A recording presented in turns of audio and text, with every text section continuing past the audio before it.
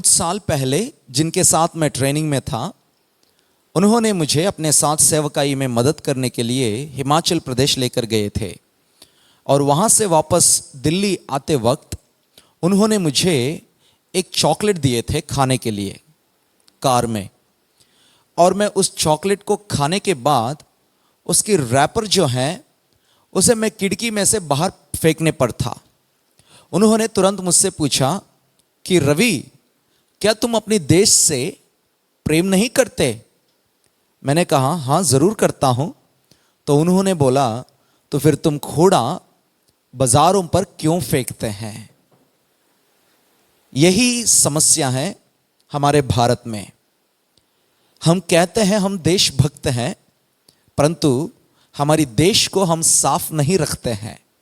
स्वच्छ भारत एक महान यज्ञ है ये, और जिससे हमारी जिम्मेदारी देश के प्रति कितना है और इससे हमें ज़रूर दिखाई देती है। तंबाकू खाते हैं, गुटखा खाते हैं और रास्ते पर ही उसे थूकते हैं। और बाजारों पर सड़क पर चलते चलते किसी दीवार को देखते हैं या एक पेड़ के पीछे जाकर के पेशाब कर लेते हैं।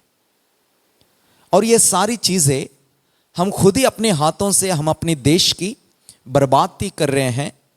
हम इन सभी कामों के द्वारा अपने देश में गंदगी फैला रहे हैं।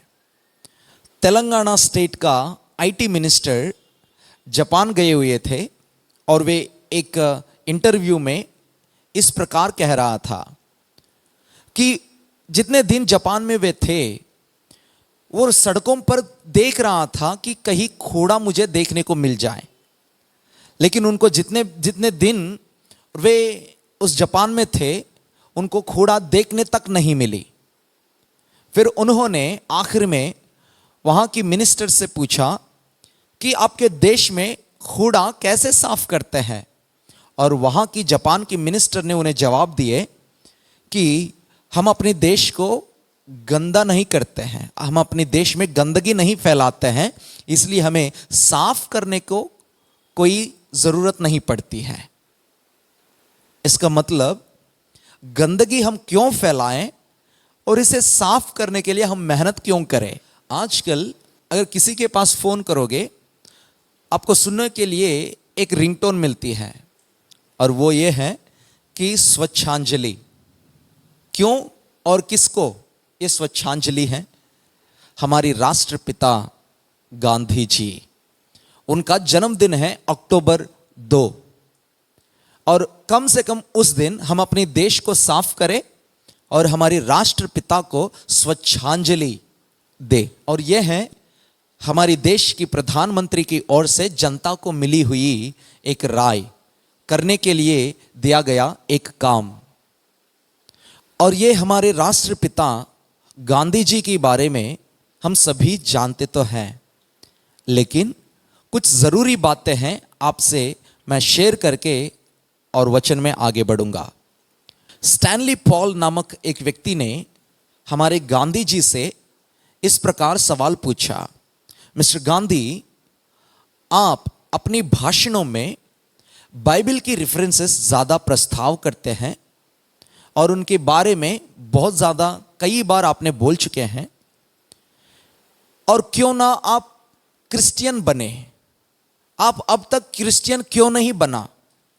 इस प्रकार सवाल पूछने पर गांधी जी बिना सोचे तुरंत इस प्रकार जवाब दे रहे थे, मेरा तकलीफ या दिक्कत क्राइस्ट से नहीं, मसीह के साथ नहीं, क्योंकि मैं मसीह विरोधी नहीं हूं। उन्होंने दिया हुआ उपदेश, उन्होंने दुनिया को सिखाया गया शिक्षा, और उस शिक्षा को मैं बहुत पसंद करता हूं और उसे मैं पालन भी करता हूं।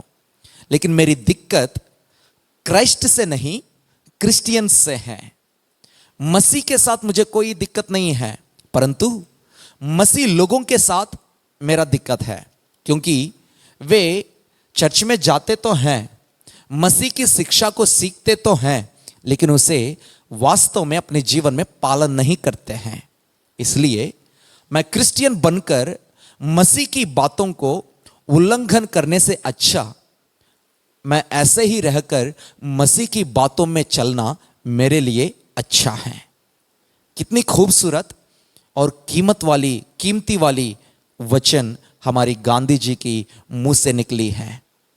और ये एक प्रकार की चेतावनी है मसीह लोगों के सामने, या मसीह लोगों के लिए एक प्रकार की चैलेंज है कि हमारे गांधी ना कहते हुए ही कह रहे हैं कि क्रिश्चियंस कहने पर बड़े बड़े बातें कहते हैं परंतु वो करने में बहुत पीछे हैं। इस बात को देखते हुए, इस बात को सुनने के बाद अगर मैं क्रिश्चियंस को देखने में क्रिश्चियंस आज ऐसे ही हमें मिलते हैं। देखिए, गांधी जी मत्ती रचित सुसमाचार का सरमन ऑन द माउंटेन जो भाग है, मतलब जो 5वां अध्याय से लेकर के 7वां अध्याय तक जितने भी समाचार प्रभु यीशु मसीहा के मुंह के द्वारा बताया गया है, प्रचार किया गया है, उन बातों को अपने जीवन में कम से कम एक बार, दिन में एक बार वे जरूर पढ़ते थे और उसके अनुसार वे चलने की कोशिश भी करते थे। और उस समाचार में, उस प्रचार में लिखी हुई गुप्त बातें उन्हें हमारे राष्ट्र की पिता बनाया। स्वर्गीय पिता की शिक्षा गांधी जी को हमारे राष्ट्र की पिताजी बनाया। और देखिए, उनकी अहिंसा की मार्ग, शांति का मार्ग, दया और निस्वार्थ, इन सभी बातों को उन्होंने बाइबल में से देखकर और पढ़कर सीखा और अपने जीवन में लागू किए। हम मसीह के पीछे चलने वाले होकर भी, रोज रोज बाइबल पढ़ने वाले होकर के भी, हर दिन सुबह और शाम प्रार्थना करने वाले होके भी, हर इतवार आराधना में बैठने वाले होके भी इस वचन को पालन नहीं करते हैं। सिर्फ अपनी ओटों से प्रभु की आराधना करते हैं, फिर हम चले जाते हैं। लेकिन हमारे गांधी जी हमारे सामने एक उदाहरण ठहरा कर गए हैं, इसलिए स्वच्छ अंजलि उन्हें देना हमारी फर्ज है।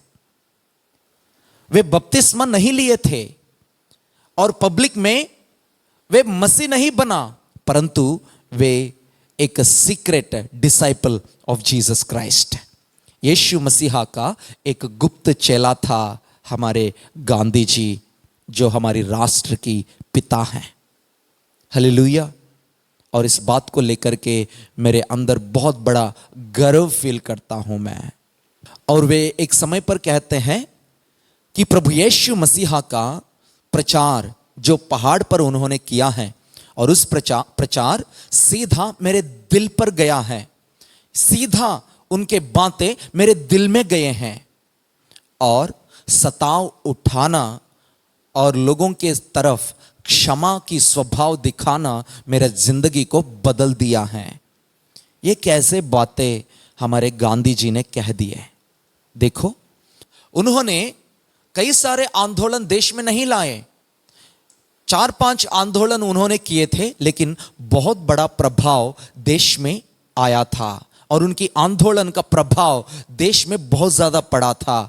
इतना ही नहीं, साथ साथ में इनकी प्रभाव, उनके द्वारा अगुवाई किया गया आंदोलन की प्रभाव देश में पड़ने से हमारे देश की आजादी भी हम हासिल कर पाए थे। गांधी जी ने किया हुआ आंदोलनों में एक है सत्याग्रह, और दूसरा अहिंसा, तीसरा तपस्या, और चौथा स्वराज्य।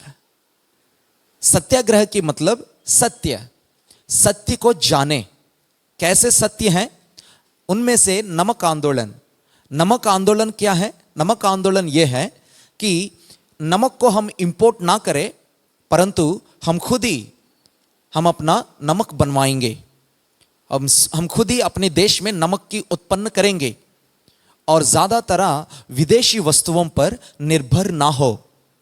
विदेशी वस्तुओं पर निर्भर होने से हम अपने अंदर जो जागृति है और हमारे अंदर जो सृजनात्मकता है, हम उसे मार देते हैं। जैसे कि अभी देखिए मोबाइल फोन्स, हम अपनी देश की मोबाइल फोन से ज्यादा बाहर देश की मोबाइल फोन पर ज्यादा निर्भर हैं।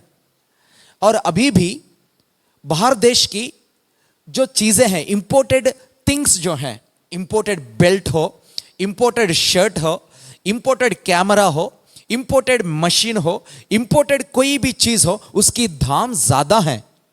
लेकिन गांधी जी का एक आंदोलन यह है, हम बाहर से नहीं परंतु हमारी देश में से ही हम अपनी चीजों को उत्पन्न करेंगे।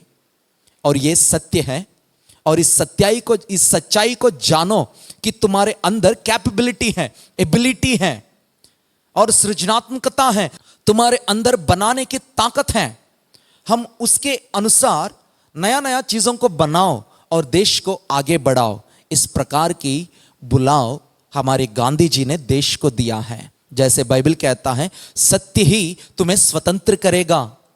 जब तुम सच्चाई को जानते हैं और वे सच्चाई, उस सच्चाई तुम्हें स्वतंत्र कर सकता है और उस सच्चाई दूसरों पर निर्भर नहीं रहने देती है परंतु तुम्हें स्वतंत्र करेगा और तुम्हारे अंदर जो टैलेंट है और उसे बाहर निकालेगा।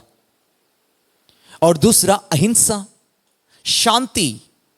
और ये प्रभु यीशु मसीहा ने दुनिया को सिखाया हुआ एक बहुत बड़ा मार्ग है। गांधी जी ने इस बात को कहा था कि मैं धर्म के खिलाफ हूं पर मसीह के खिलाफ नहीं हूं। यस, वे रिलीजन के खिलाफ थे परंतु मार्ग या क्राइस्ट के खिलाफ नहीं है, क्योंकि वे जानते हैं कि क्राइस्ट ही एकमात्र रोशनी है दुनिया का और क्राइस्ट ही रोशनी है। और उन्होंने किया हुआ एक और आंदोलन है तपस्या। अपने आप को परिश्रम में डालो, अपने आप को सताओ, अपने शरीर को सताओ दो, मेहनत करना सिखाओ अपनी शरीर को और एक तपस्या करो। जब तक तुम हासिल ना करोगे तब तक एक मकसद के साथ चलो और शुरू किया हुआ दौड़ बीच में ना रोके। यह है एक तपस्या। और स्वराज्य, अपना आजादी का राज्य हमें पाना है। इस प्रकार के आंदोलनों को गांधी जी ने अगुवाई किए थे और इन आंदोलनों के द्वारा जनता में जागृति आई और जनता में बदलाव आया और देश में आजादी के हवा बहने में मदद किए। और इतनी सारी चीजों को गांधी जी ने सीखे हैं बाइबल में से।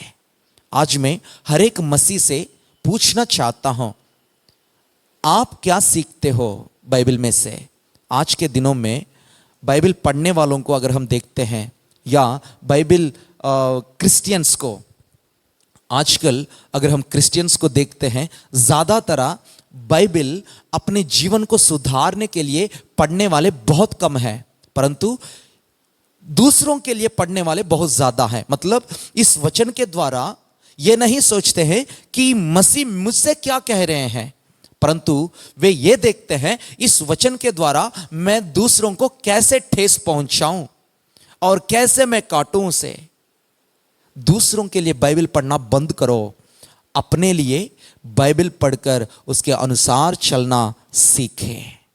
प्रभु हमें आशीषित करने पाए, उस प्रकार प्रभु हमारे आत्मिक आंखों को खोलने पाए। लोग मसीह को देखकर पीछे नहीं हटते हैं परंतु मसीह के लोगों को देखकर, जो क्रिश्चियंस हैं उन्हें देखकर लोग आजकल पीछे हट रहे हैं और उनके अंदर मसीह पर विश्वास घटते जा रहे हैं। क्या आपको याद नहीं आता जो परमेश्वर ने कहा था कि अन्य जाति के लोगों के बीच में तुम्हारे वजह से ही मेरा नाम की बदनामी हो रही है? मैं प्रभु के नाम की अपमान पहुंचाने वाला कारण मैं नहीं बनना चाहता हूं और मसीह की मार्गों में चलते हुए अपने जीवन को सुधारने की मैं कोशिश करूंगा। इस गांधी जी का जन्मदिन को हम मनाते हुए मैं तो अपने आप एक प्रतिज्ञा में लेता हूं कि मैं वचन के अनुसार चलने की कोशिश करूंगा और मैं अपनी देश को स्वच्छ रखने की कोशिश करूंगा। सड़क पे चलते चलते पेशाब नहीं करना है। किसी दीवार को देख के, किसी पेड़ पौधा के पीछे जा करके पेशाब ना करे। और खाते पीते रैपर्स को आप किसी सड़क पर ना फेंके। और इसी प्लास्टिक वगैरह ये सारी कूड़ा कचौड़े, ये सारी कूड़ा को उठाने में हमारी सरकार बहुत पैसे लगा रहा है। स्वच्छांजलि जरूर हमें अपने राष्ट्रीय पिता को चढ़ाना जरूरी है। प्रभु हमें आशीषित करने पाए, ऐसी जिम्मेदारी मसीह के रूप में हमें प्रभु ठहराने पाए। Responsible Christian, be the responsible Christian. May God bless you. Amen, hallelujah, amen.